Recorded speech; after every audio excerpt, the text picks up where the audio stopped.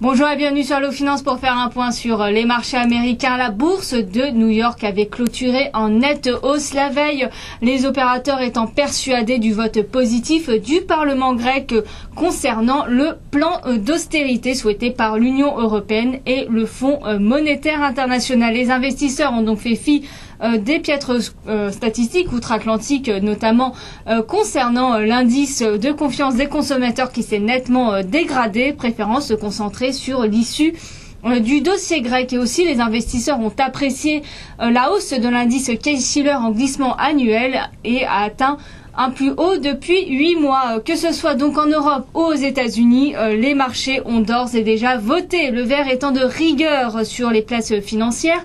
Le Dow Jones ouvrira en hausse de 0,44% à 12 195 points. Le S&P progresserait de 0,46% à 13 300 points à l'ouverture, tandis que le Nasdaq s'adjugerait 0,51% dans les premiers échanges à Wall Street. Sur le front macroéconomique, deux indicateurs américains figureront au programme de l'après-midi avec les promesses de vente de logements pour le mois de mai à 16h, suivi à 16h30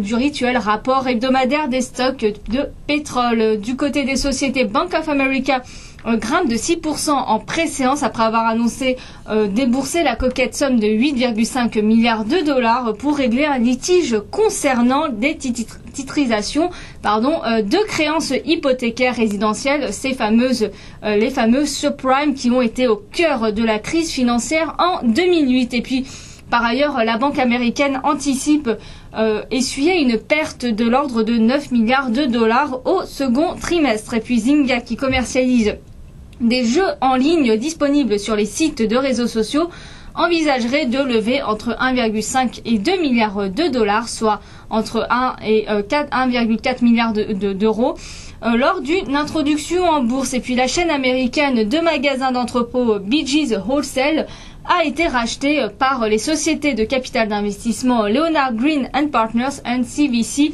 Partners pour un montant total de 2,8 milliards de dollars, et ce en numéraire. Et puis General Mills glisse de 1,77% avant bourse sur son point d'activité. Le groupe alimentaire a vu son bénéfice trimestriel pourtant bondir de 50% à 320,2 millions de dollars, ou un bénéfice net par titre de 48 cents contre un profit de 211,9 millions de dollars, ou un bénéfice net par titre de 31 cents un an auparavant. Et puis pour l'exercice 2012, le groupe vise un profit net par action compris entre 2,60 et 2,62 dollars, soit une hausse du dividende comprise entre 5 et 6%.